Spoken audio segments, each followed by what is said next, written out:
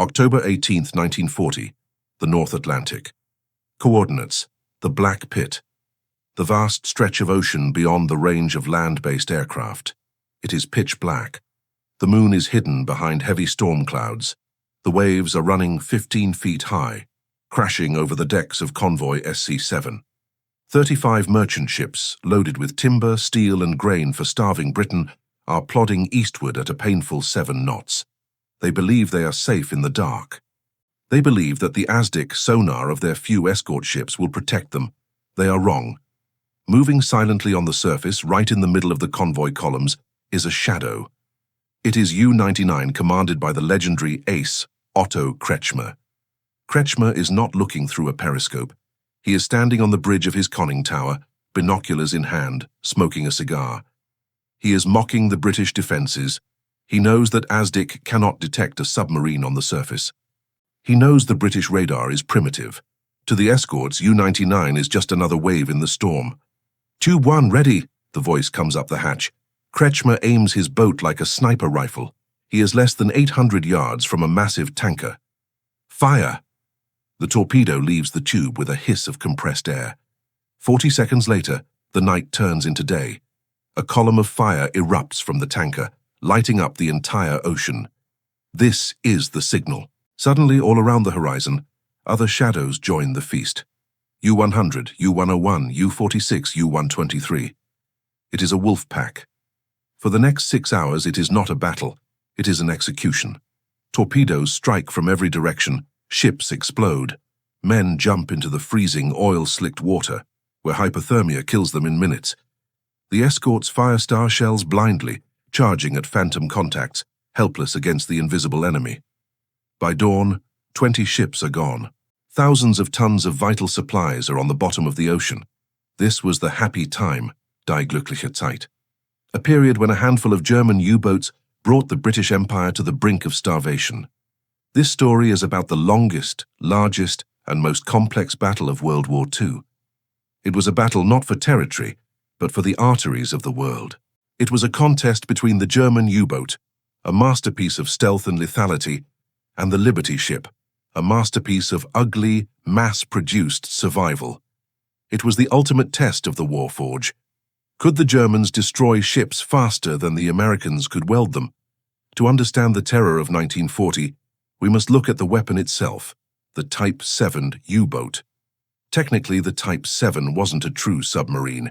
It was a submersible torpedo boat. It ran on diesel engines on the surface, reaching speeds of 17 knots, faster than most convoys. Underwater, it ran on electric batteries, crawling at a pitiful 4 knots. The genius of the German tactics, developed by Admiral Karl Dönitz, was to use the U-boat against its design expectations. The British expected submarines to attack submerged during the day, so they invested heavily in ASDIC, sonar, which could hear underwater pings. Dönitz told his captains, "Attack on the surface. Attack at night. The sonar is useless. You are faster than them. Get inside the convoy lanes. Cause chaos." Life inside a U-boat was a mixture of squalor and high-tech tension. 50 men lived in a steel tube designed for 20. There was one toilet, often filled with food cans. The air stank of diesel, sweat, rotting food, and U-boat cologne, a mixture of lemon air freshener and grease. They would spend weeks patrolling the empty ocean, bored and wet. And then the radio would crackle. Air contact report. The hunt was on. Admiral Dönitz controlled this war from a chateau in France. He was a cold calculator. He didn't care about sinking battleships or aircraft carriers. Those were prestige targets. Dönitz wanted to sink freighters. His strategy was purely mathematical. The tonnage war, Tonnage-Schlacht. Dönitz calculated that Britain needed 30 million tons of imported supplies per year to survive. If his U-boats could sink 700,000 tons of shipping per month, Britain would run out of food and fuel. Their factories would stop. Their people would starve. Churchill would be forced to surrender without a single German soldier landing on English soil. In 1940 and 1941, the Germans were winning the math. They were sinking ships 3 times faster than Britain could build them. The bottom of the Atlantic was paved with aluminum, meant for Spitfires, and oil, meant for the Royal Navy. But the real victims of this war were not soldiers. They were the merchant mariners, civilians, old men, teenagers, volunteers. They sailed on slow, rusty tramp steamers. They carried high-octane aviation fuel, explosives, and grain. When a torpedo hit a tanker carrying aviation fuel, the ship didn't just sink, it vaporized. The sea itself caught fire.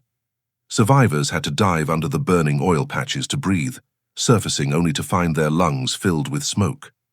If the ship didn't burn, the water killed them. In the North Atlantic winter, the water temperature is 2 degrees Celsius. Survival time is less than 15 minutes. There are stories of lifeboats found weeks later, filled with frozen corpses, sitting upright, perfectly preserved by the cold. By late 1940, Britain was desperate. Their shipyards were being bombed by the Luftwaffe. They lacked the steel, the labor, and the capacity to replace their losses. Winston Churchill looked west. He looked to the sleeping industrial giant, the United States. He sent a technical mission to America with a desperate request. Build us ships. We don't care what they look like. We don't care if they are fast. We just need them to float, and we need them now. The American shipbuilders looked at the British design. It was an old Victorian-style steamship. It was complicated. It required curved steel plates and skilled riveters. The Americans shook their heads. "We can't build this quickly," they said. "Riveting takes too long, it takes skill." So an American engineer named Henry J. Kaiser, a man who had never built a ship in his life, but had built dams and roads, proposed a radical idea. "Let's not build ships," Kaiser said. "Let's manufacture them." He proposed using welding instead of riveting. He proposed building the ship in prefabricated sections all over the country, the bow in Denver, the engine in Ohio, the cabins in Mississippi, and assembling them at the coast like a giant Lego set. He proposed a design that was simple, boxy, and ugly. President Roosevelt looked at the blueprints and called it a dreadful-looking object. Time magazine called it the ugly duckling. But officially, it was the EC-2SC-1, the Liberty ship. The experts laughed. They said welded ships would snap in half in cold water, a fear that was partially true. They said you couldn't train farmers and housewives to build ocean-going vessels. But in 1941, as the U-boat wolf packs ravaged the Atlantic, ripping the throat out of the British Empire, the first keels of the Liberty ships were laid down. The race was on, Karl Dönitz and his grey wolves against Henry Kaiser and his army of welders. The Germans were betting on the quality of their destruction. The Americans were betting on the quantity of their creation, and the Atlantic Ocean was about to become the graveyard where this bet would be settled. January 1942, the coast of Florida. It is a warm, pleasant evening. The hotels of Miami Beach are glowing with neon lights. Tourists sit on hotel verandas, sipping cocktails, enjoying the winter sun. The United States has been at war for a month since Pearl Harbor, but here, the war feels a million miles away. Suddenly, a massive explosion rips through the twilight. A tanker, silhouetted perfectly against the bright lights of the city shoreline, erupts in a ball of flame. The tourists stand up and cheer. They think it is a naval exercise. They think it is a show. They are watching men die. Just 3 miles offshore, looking through his periscope, Captain Lieutenant Reinhard Hardigan of U-123 cannot believe his eyes. He notes in his logbook, "These Americans are insane. The buoys are lit. The lighthouses are active. The cities are blazing with light. The ships are sailing individually, not in convoys. It is a shooting gallery." This was Operation Drumbeat, Paukenschlag. Admiral Dönitz had sent only 5 long-range U-boats to the American coast. Just 5. But in the first 6 months of 1942, these few boats and the waves that followed them sank 397 ships. They sank more tonnage off the U.S. coast than the Japanese Navy destroyed at Pearl Harbor.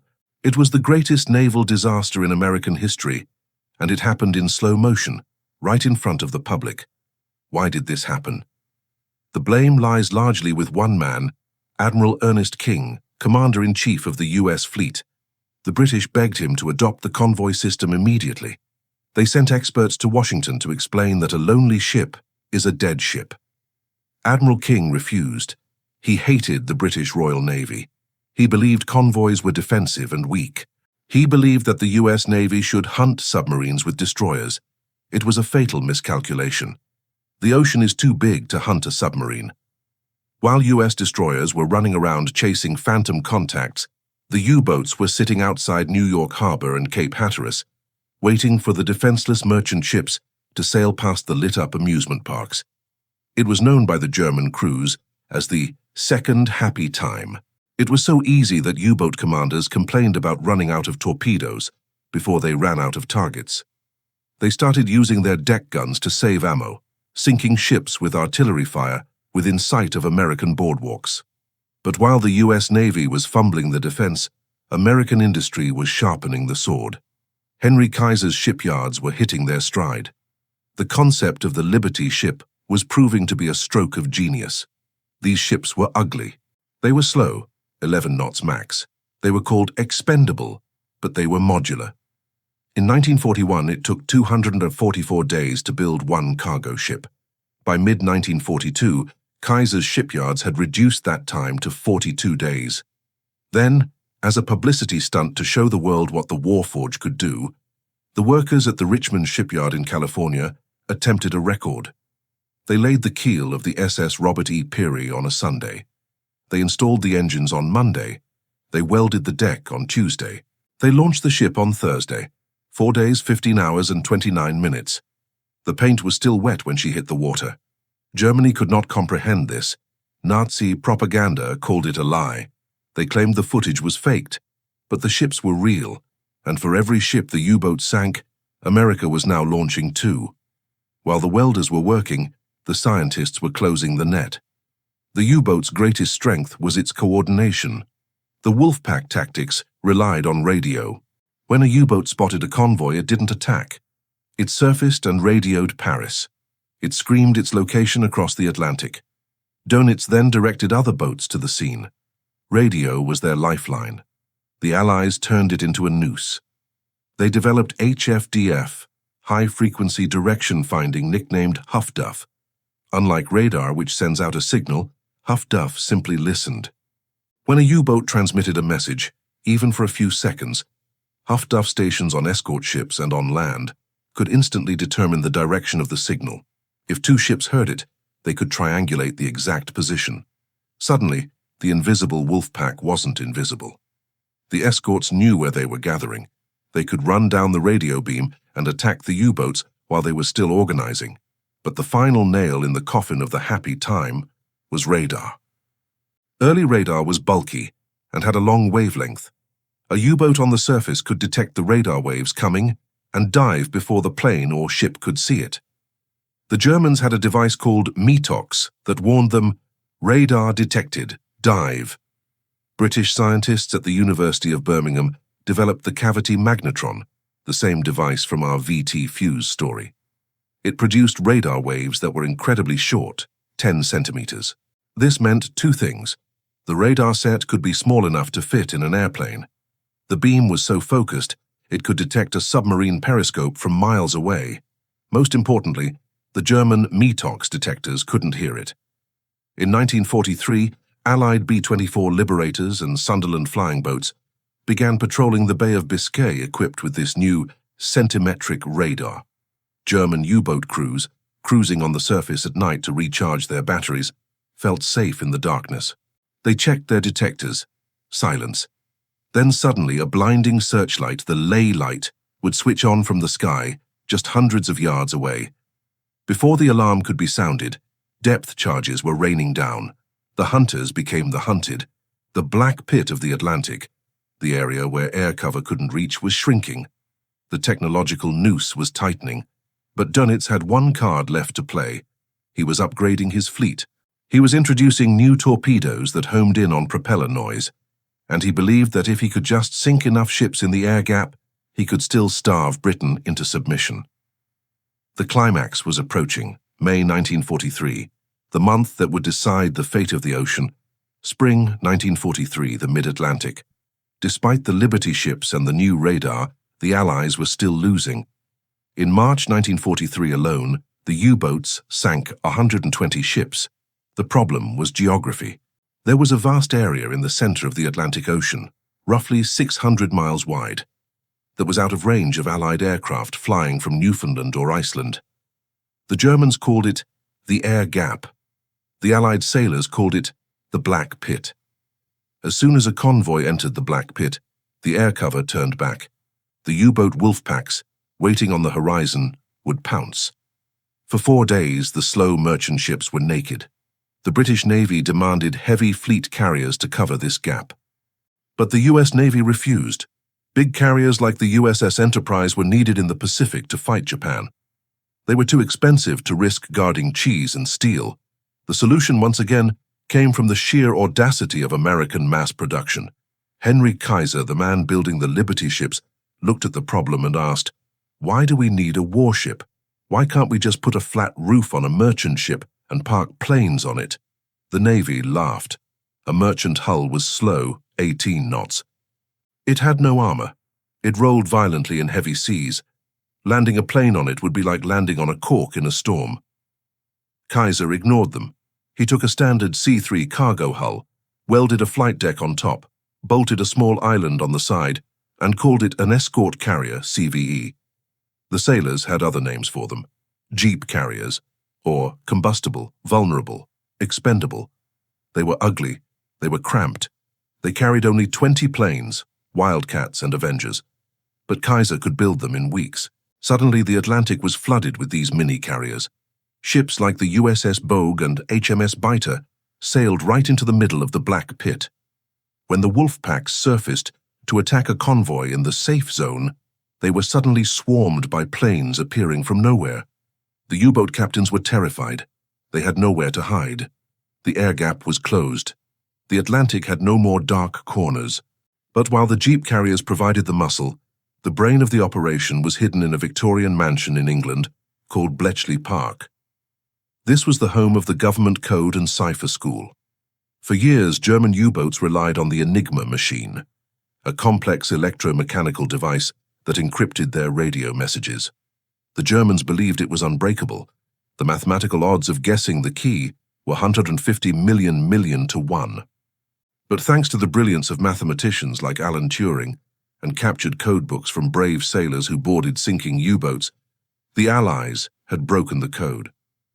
They called this intelligence Ultra. It changed the war from a blind fight to a chess match where one player can see the opponent's pieces.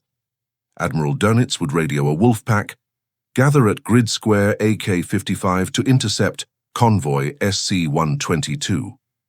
Within an hour, the Allied convoy commanders knew exactly where the trap was. They simply steered the ships around it. Dönitz was baffled. His U-boats would sit in the ocean for weeks finding nothing, while massive convoys slipped past them just over the horizon. He suspected spies.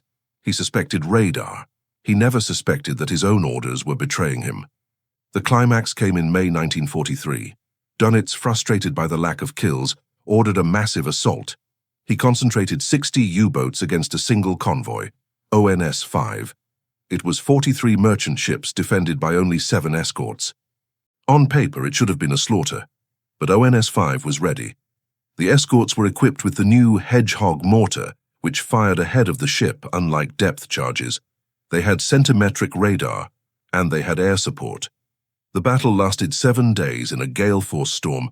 The U-boats attacked relentlessly. They sank 12 ships, but the price they paid was catastrophic. The escorts and aircraft counterattacked with a fury never seen before. Radar-equipped liberators dropped homing torpedoes, Fido. Destroyers rammed submarines on the surface. In that single battle, 6 U-boats were destroyed and 7 were heavily damaged. Throughout the rest of the month, the slaughter continued. Every time a U-boat surfaced to recharge, a plane hit it. Every time it pinged a sonar, a destroyer charged it. In May 1943 alone, the Germans lost 41 U-boats. That is more than 1 submarine per day. It was unsustainable. The crews were demoralized. They called it Die verdammte Mai, the damned May. On May 24, 1943, Admiral Dönitz sent a message that was intercepted by Bletchley Park. It was an admission of defeat. Wolf packs to withdraw from the North Atlantic immediately. Losses are too high. The enemy has achieved technical superiority. The hunters had been broken. The Black May marked the end of the U-boat menace as a strategic threat. The Atlantic supply line was secure. The Warforge of America could now ship millions of tons of tanks, planes, and men to England for the invasion of Europe, D-Day, without fear. The welders had beaten the wolves, the shipyards of Hamburg and Bremen. Germany is burning. Allied bombers are pounding the cities day and night. But amidst the rubble, German engineers are desperately trying to build one last miracle. They knew the war was lost. The Type VII U-boats, the grey wolves that had terrorized the Atlantic in 1940, were now obsolete. They were being slaughtered by radar and aircraft. To surface was suicide. Admiral Dönitz demanded a new weapon, a submarine that didn't need to surface, a submarine that was faster underwater than on top. The result was the Type VII, known as the Electro-boot. Looking at a Type VII today, it looks like a modern nuclear submarine. It was streamlined. It had no deck gun. It had a massive battery capacity, 3 times that of the older boats. It could travel underwater at 17 knots for short bursts. The old boats could barely manage 7. It could stay submerged for days, using a snorkel to recharge. It had a hydraulic torpedo reload system that could fire 18 torpedoes in 20 minutes. Technologically, it was a masterpiece. It was 10 years ahead of its time. If Germany had possessed 50 of these boats in 1942, they might have won the war. But in 1945, it was too little, too late. The Warforge of Germany was broken. The sections of the Type VII were built in different factories to avoid bombing. When they arrived for assembly, they didn't fit. The welds were poor. The hydraulics leaked. Of the 118 Type VII built, only 2 ever went on combat patrol before the war ended. They were ghosts, terrifying machines that never got the chance to haunt the ocean. After the war, the Americans and Soviets would study the Type VII U-Boats to build their own nuclear fleets, the Nautilus and the Whiskey class, proving that German engineering won the future, even as it lost the war. While German engineers dreamed of the future, the war at sea had turned into a hunt. The Allies were no longer defending, they were chasing. In June 1944, off the coast of West Africa, a U.S. Navy task group, led by Captain Daniel Gallery on the escort carrier USS Guadalcanal, located a U-boat, U-505. Captain Gallery had a crazy idea. He didn't want to sink it. He wanted to capture it. When U-505 was depth-charged and forced to surface, the German crew bailed out, setting scuttling charges to sink the boat. But American sailors, boarding parties from the destroyer USS Pillsbury, jumped onto the sinking submarine. They rushed down the conning tower hatch into a dark, flooding steel tube filled with panic. They disconnected the demolition charges. They closed the valves. They grabbed the Enigma machine and the codebooks. They saved the boat. U-505 became the first enemy man-of-war captured on the high seas by the U.S. Navy since 1815. It was towed 1,100 miles in secret to Bermuda. The intelligence gathered from it helped seal the fate of the remaining U-boat fleet. Today, U-505 sits inside the Museum of Science and Industry in Chicago, a preserved predator, allowing us to step inside and smell the diesel and fear of the Atlantic War. As the war ended in May 1945, the U-boats surfaced and flew black flags of surrender. They were shepherded into British harbors like Lisa Halley and Loch Ryan. It was a funeral procession of rusted steel. The statistics of the U-boat war are the grimmest of the entire conflict. Of the 1,156 U-boats Germany built, 783 were lost.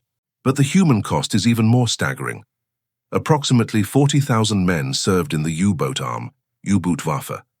28,000 of them never came home.